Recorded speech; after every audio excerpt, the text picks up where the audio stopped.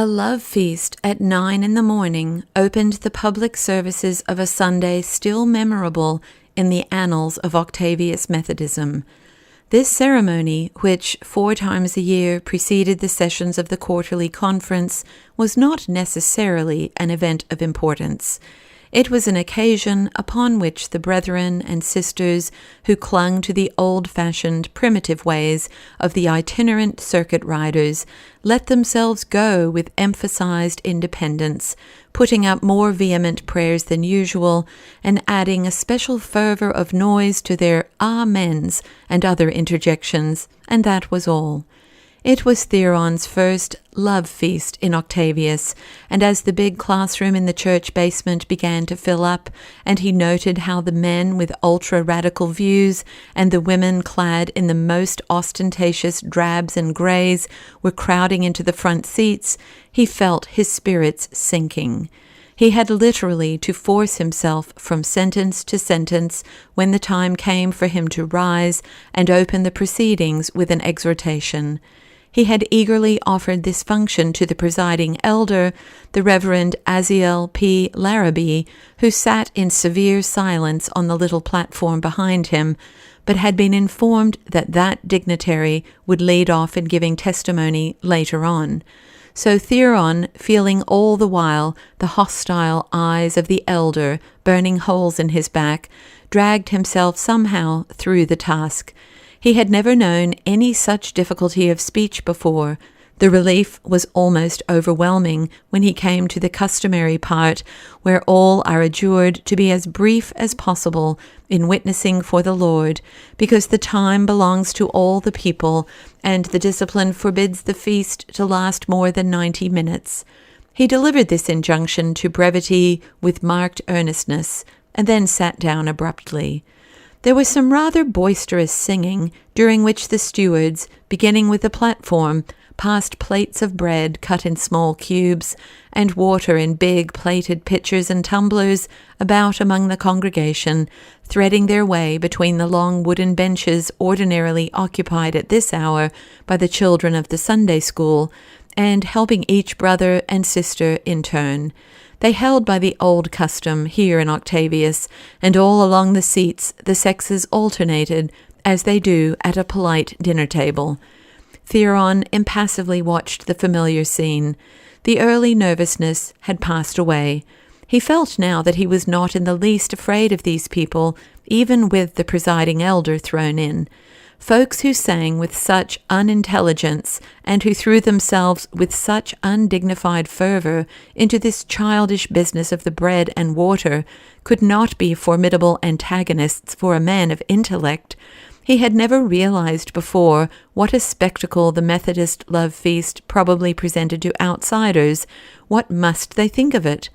He had noticed that the Soulsbys sat together in the center and towards the front. Next to Brother Soulsby sat Alice.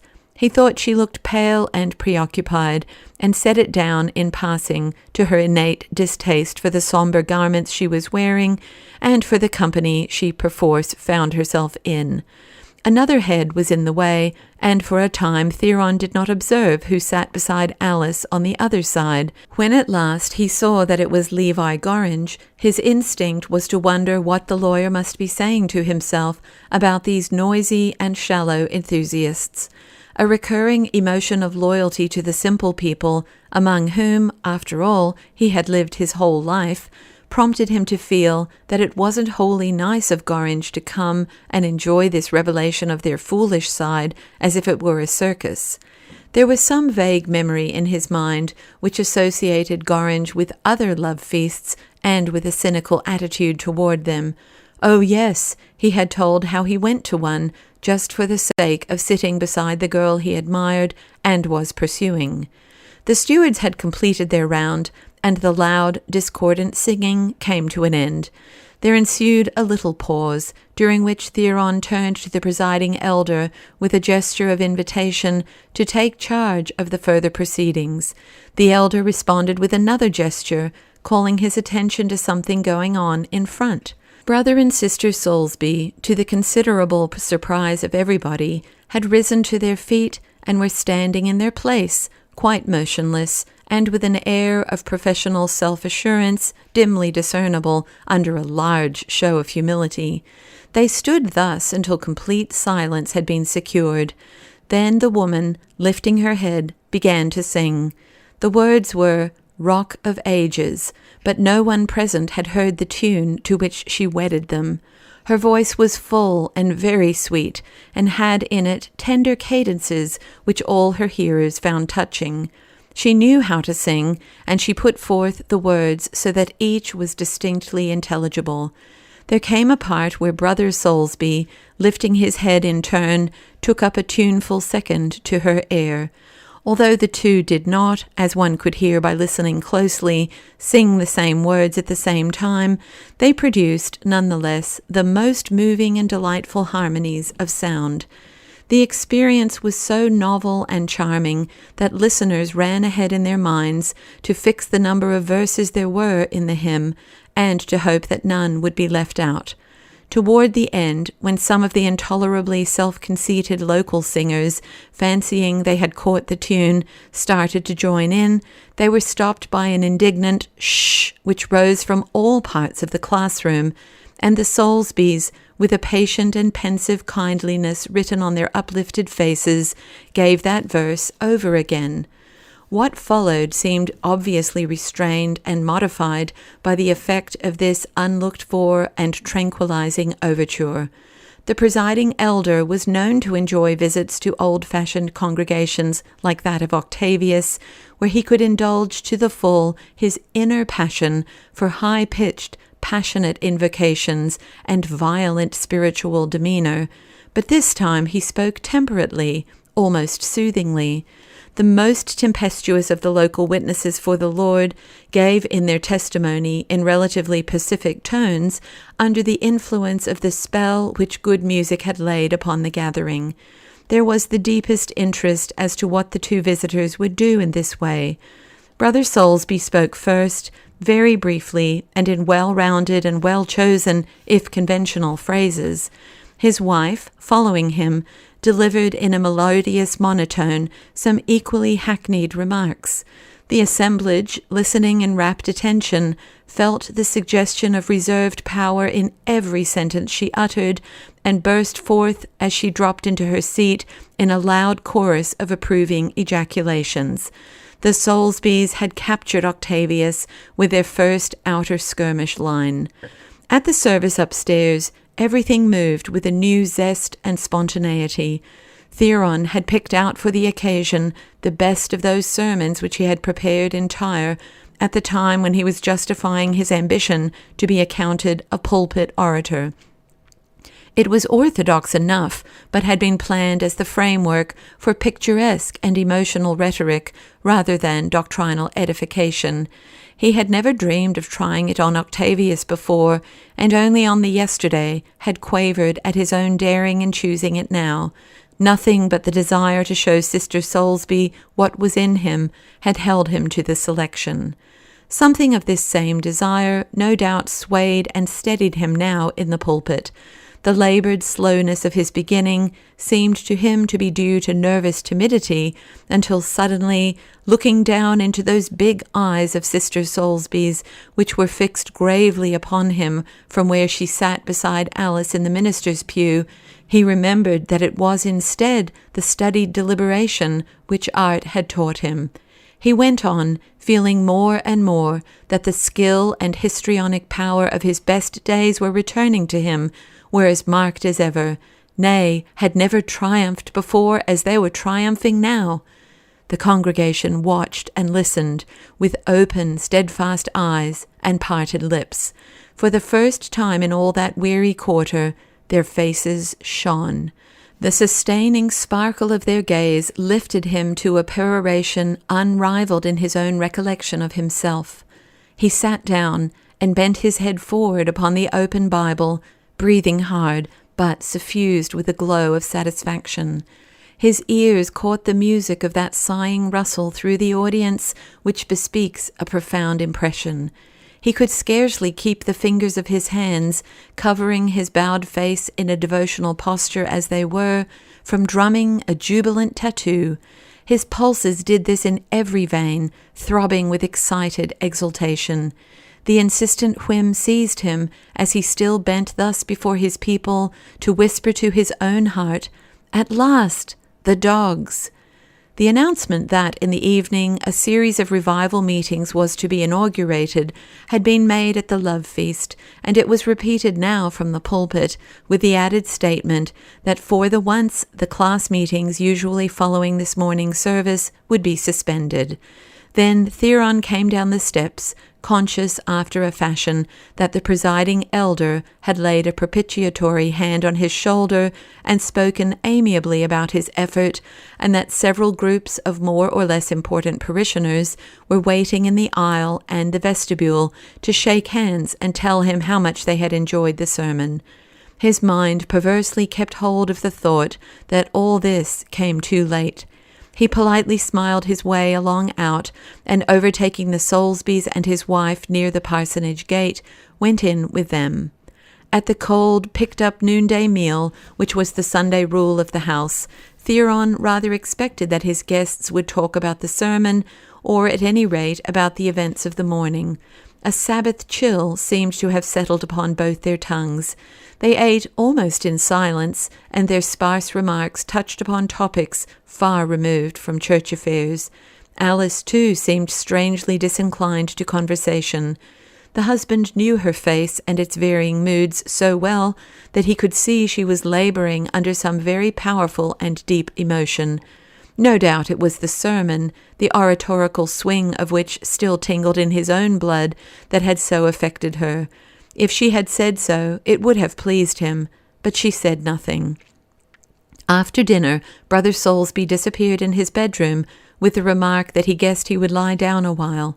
Sister Soulsby put on her bonnet, and, explaining that she always prepared herself for an evening's work by a long solitary walk, quitted the house. Alice, after she had put the dinner things away, went upstairs and stayed there. Left to himself, Theron spent the afternoon in the easy-chair, and, in the intervals of confused introspection, read Recollections of My Youth again from cover to cover. He went through the remarkable experiences attending the opening of the revival, when evening came, as one in a dream. Long before the hour for the service arrived, the sexton came in to tell him that the church was already nearly full, and that it was going to be impossible to preserve any distinction in the matter of pews. When the party from the parsonage went over, after another cold and mostly silent meal, it was to find the interior of the church densely packed, and people being turned away from the doors. Theron was supposed to preside over what followed, and he did sit in the central chair in the pulpit between the presiding elder and Brother Soulsby, and on the several needful occasions did rise and perfunctorily make the formal remarks required of him. The elder preached a short but vigorously phrased sermon. The Soulsbys sang 3 or 4 times, on each occasion with familiar hymnal words set to novel concerted music, and then separately exhorted the assemblage. The husband's part seemed well done. If his speech lacked some of the fire of the divine girdings which older Methodists recalled, it still led straight and with kindling fervency up to a season of power. The wife took up the word as he sat down. She had risen from one of the side seats, and, speaking as she walked, she moved forward till she stood within the altar rail, immediately under the pulpit, and from this place, facing the listening throng, she delivered her harangue.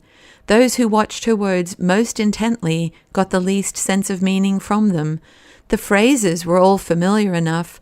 Jesus, a very present help, sprinkled by the blood, comforted by the word, sanctified by the Spirit, born into the kingdom, and 100 others, but it was as in the case of her singing.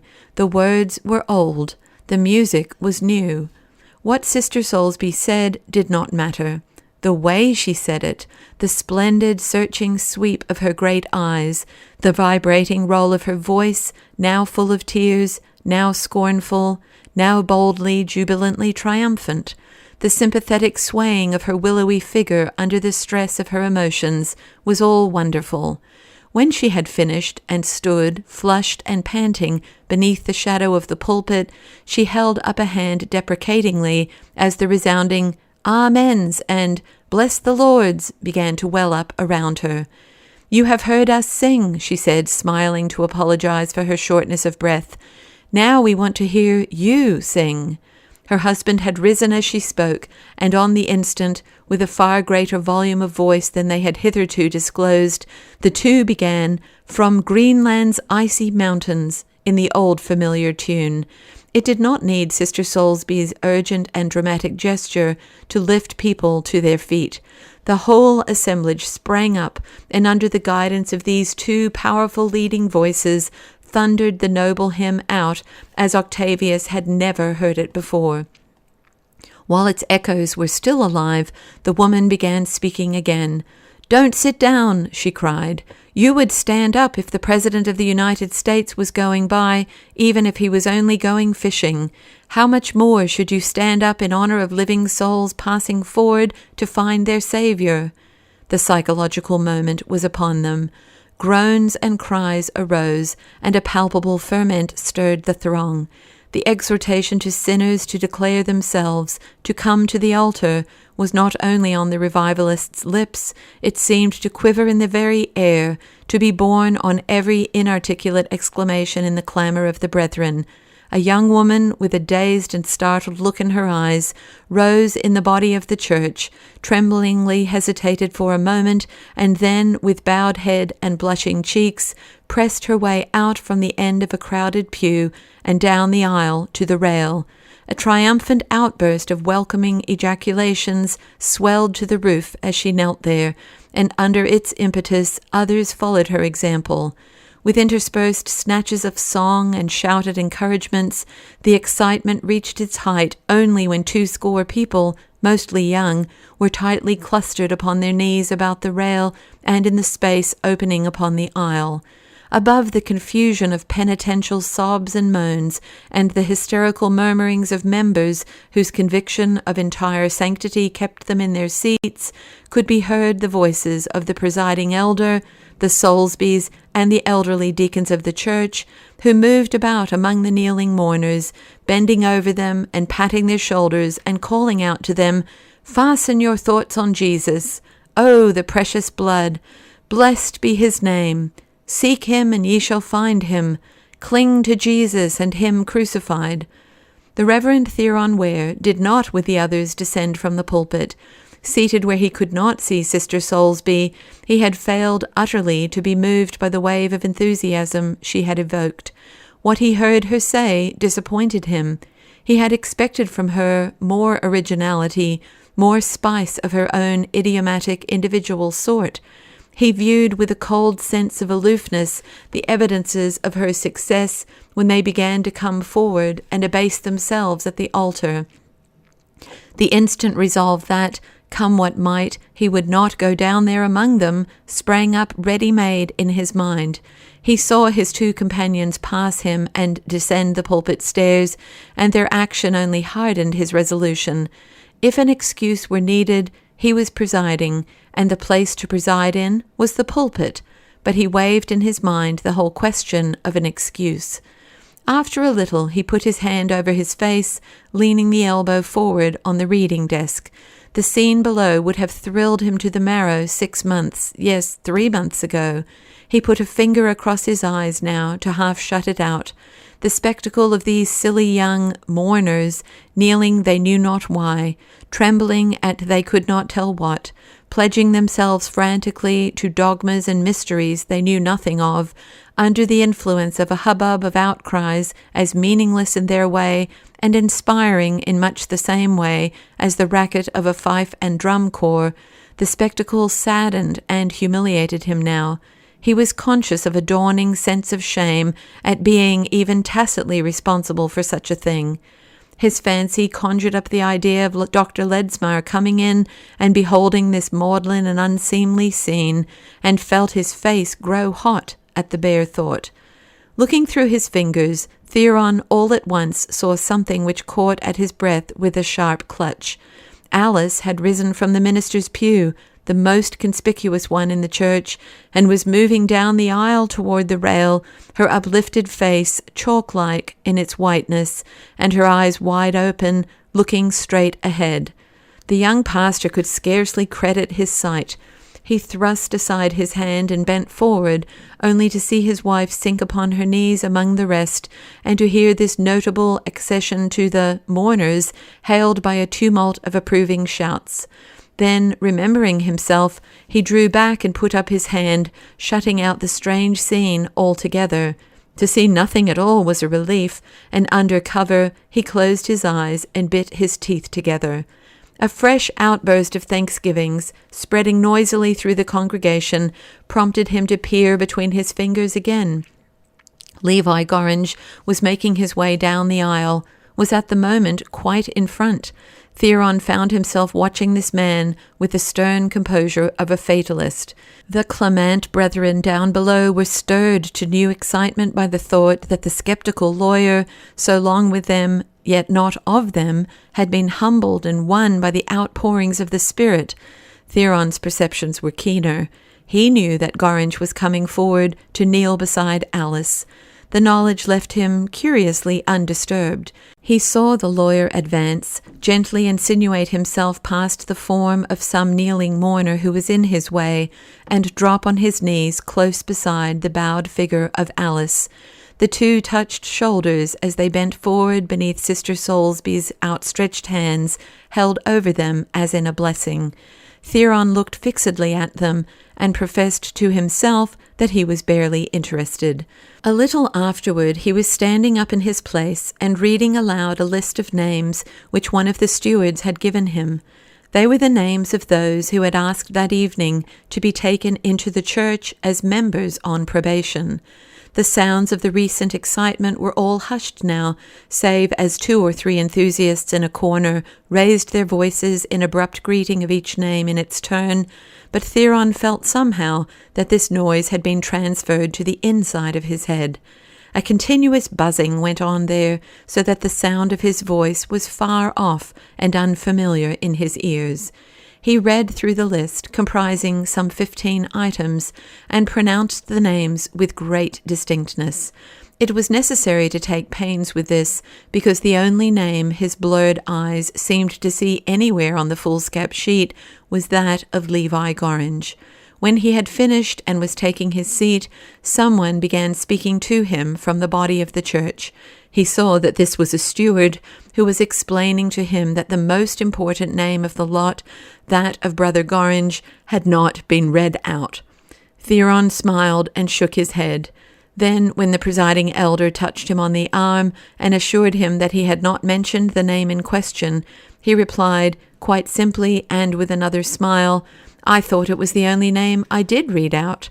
Then he sat down abruptly and let his head fall to one side. There were hurried movements inside the pulpit, and people in the audience had begun to stand up wonderingly when the presiding elder, with uplifted hands, confronted them. "We will omit the doxology and depart quietly after the benediction," he said. "Brother Ware appears to have been overcome by the heat."